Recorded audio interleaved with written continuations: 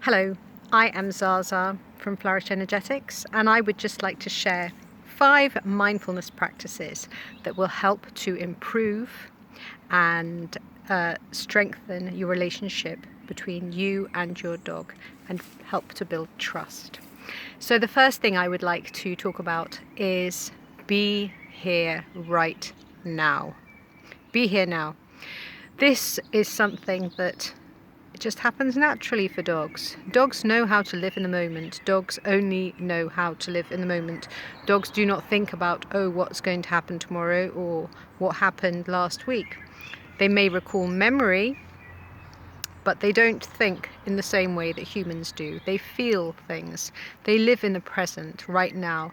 And as Seth says, your point of power is in the now, is right now. So you cannot create in the future and you cannot create in the past. So if you want to create something, it's got to be that you create it, boom, right now. This is where your power is.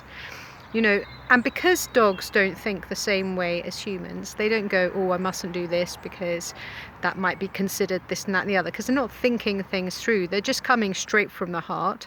So if they see you eating something and that looks appealing to them, don't think that they're being bad or judge them if they're looking at you with their big puppy eyes and going, oh, I'd like some of that. Just see it as just being a dog, and that's how that they are. So just be aware of that, because when you are living with awareness in the present moment, you are not going to be carrying as much baggage, because you're going to be making decisions based on right now rather than, oh, what if, or what could happen, or what might happen, or everything like that. You're actually just making it based on how things are going for you right that second. Number 2, work on your self-esteem. Now, the most important thing for a dog, and for a child even, is that need to feel safe. Safety is the first thing that they need. They don't want an unpredictable person because it's not safe. It's frightening. Nobody wants to be around an unpredictable person. Dogs certainly don't either. So work on your self-esteem. Now, be confident, feel confident. Most people don't always feel as confident as they should. What can you do to improve your confidence? Because you know what? If you're more confident, your dog will feel more trusting in you as a person. And they won't feel a need to react in ways that maybe you might consider are aggressive, or they may have some sort of behavior that you're trying to curb. But a lot of the time it's because if you're really, really fearful, they're going to be feeling that from you, from the emotions that you're sending out, and they're going to be wanting to deal with that behavior in any way that they can to get it out of their system. So just be really aware that if you have not got a strong self-esteem, if you work on it, you're going to create a much stronger bond with you and your dog. Okay, number 3, gentleness. Gentleness is one of my favorite subjects, and something that is often overlooked. People don't always know what gentleness means, to be gentle with a dog, because they just assume that gentleness means that you're kind to the dog. Of course you're going to be kind to the dog, but there are certain ways of being kind, and there's really, really aware ways of being kind. So let's think about things, yeah? When you've got a dog that has very sensitive ears, why would you place them in a room with a very loud television or very loud music? That's going to be really painful for a dog. The other thing when it comes to ears and dogs is that often dogs have ear infections that are left untreated because people don't realize that their dog has an ear infection, and dogs don't go around going, I've got an ear infection, I feel so awful. They just live in the moment. Like I said, they live in the now. So they just get on with things. It doesn't mean that they don't feel. It doesn't mean that they're not in pain. They can be in pain without letting you know. So generally they will really only let you know when they're in pain, when they really, really are in pain. So when people go, oh, my dog's fine, don't always just assume that they're fine. They're just being in the moment. They're just being a dog. But be kind. Be really aware of the fact that loud noises can actually really hurt their ears and make them not feel very happy. Again, along with the ear thing, smell as well. They have an incredibly strong sense of smell, so certain scents can be really overbearing. Some people use plug-ins, some people use bleach in their house, those bounce sheets you put in the tumble dryers, joss sticks, scented candles, those things that hang in cars, you know, all of these things are endocrine disruptors. You don't want to have those in your house if you're human either. And they can create sorts of cancers in the nose and stuff like this. So, you know, you've got to be aware that these things, as much as they might be marketed and out there to be bought, doesn't mean that they are healthful, doesn't mean that they are mindful, and it doesn't mean that they are good for anyone or for your pets. So banish them, get rid of them. Now, when it comes to cleaning products, you can always use the natural stuff, but if you must use toxic chemicals, then just be really careful and mindful about how you use them. You know, if you've mopped the floor with bleach, for instance, and it's all wet and your dog is walking on that wet bleach floor, and then they later on go to lick their paws and they ingest some of that bleach, they may not die from it, no, they may not, but the fact is you're still making your dog ingest chemicals that may upset their stomach. It may make them unwell for a few days. You may not know what happened. You might go, oh, I don't know what happened, I don't know why my dog was sick, and they might be really feeling quite unwell for a few days. You know, you don't know, because every dog has a different ability to cope with chemicals. You know, a bigger dog would be able to deal with it a lot easier than a small dog. A little dog might not have such a easy time with it, and of course it also depends on how much they get on their paws and how much they lick off. So just be aware of that. Now, I'm sure that most people probably are, and maybe this video is going out to the people actually already very aware, but even if one person just is more aware from it, then I've done my bit.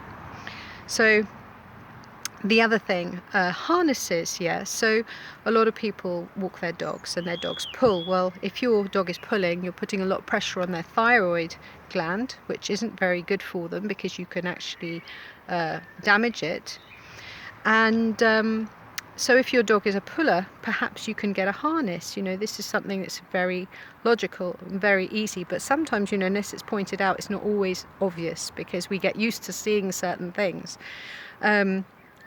And the other thing is with your thoughts and actions. So, you know, sometimes people move about and they're really, really rough. They're really, really rough, not at all gentle in their movements. And that can be very scary to some dogs, especially a dog that may have come from a rescue situation whereby, you know, it had a very difficult time beforehand. And even though that person might have all the love in the world, if they're having a bad mood and they're stomping about and they're being scary, that can set a dog back a bit. So, you know, just bear in mind how you move about, and also the thoughts that you have, because even though dogs don't think, they can pick up exactly what you're thinking, because you're sending it out like a signal. You're throwing pictures out there when you're actually creating thoughts, and they pick up those pictures. This is how animal communicators work. It's part of how we work anyway. So, you know, how you're thinking, if you're having angry thoughts, they're going to pick up that energy. They're going to pick up the magnetic energy that you're sending out from those thoughts. And the other thing I just want to mention with that is that sometimes people say that their dogs are thick and stupid. Well, this as well is not very gentle, and you wouldn't say that to a child. So why would you say to it about it, your dog, like being stupid or not quite the ticket or whatever? You wouldn't say that about a child. Why would you say it about your dog? Why would you say it about somebody else's dog? So that's just something to think about anyway. Number 4, make each day magnificent. You know, they're here for such a short amount of time. Why would you not want to make sure that every single day counts? Treat each day as if it's the last, and make each day super special. Make sure that they really have a wonderful time and that you have a wonderful time enjoying their company. You know, feel blessed and feel really excited about the fact you're going to go for a nice walk with your beautiful dog. You're going to share time with them, that you're going to stroke their lovely fur, that you're going to look into their eyes, that feel really blessed and happy, because one day they won't be there. And when that day happens, you don't want to have regrets. Never regret anything. One day you won't be here, and you don't want to regret your life either. So make sure that each day, both of you, live life to the full. Really, really live life to the full. And finally, be kind. Be kind to yourself. Your dog wants you to be kind to yourself. Be kind to yourself, be kind to your dog, be kind to other dogs, be kind to other people, be kind to all of nature, because dogs do pick up that vibration from you. My dog really likes the fact that I have a little tuck box which I put in my pocket when we go for walks. And there are certain friends of his that they come up to me and they know that they're going to get a little treat. And they're so delighted and so happy about this. And he's really happy because he likes the fact that I'm sharing treats with his friends. It makes him feel good. It's like when you're a kid and you go to a kid's party and you get like a little kiddie's goodie bag and you get some cake and stuff, and you feel really, really happy about it, and because everyone's sharing and stuff, and you feel really nice. You want the same for your dog. You want your dog to feel really like good and happy amongst their friends. It's like, oh yes, we got cookies, we all got cookies. They do know when you're being kind. They absolutely know. They know a kind person. They're drawn magnetically to kind people. They appreciate the kindness. I know a lot of people that will sit down on benches, and my dog's instinctively drawn to the ones that are kind, have kind hearts. So those are just 5 little mindfulness practices that you can practice with your dog, for both of you. Practice them together, and they will help you to improve and develop trust with each other, and will give you a much more enjoyable and happier life when practiced. Obviously practice takes time, but it gets easier the more you practice things, and then you start to get better at it and you start to get more joy from it. The more you practice something, the more you become an expert at it, and then before you know it, you're able to live a life which is free from the burden of worries, of fears, of anxieties, of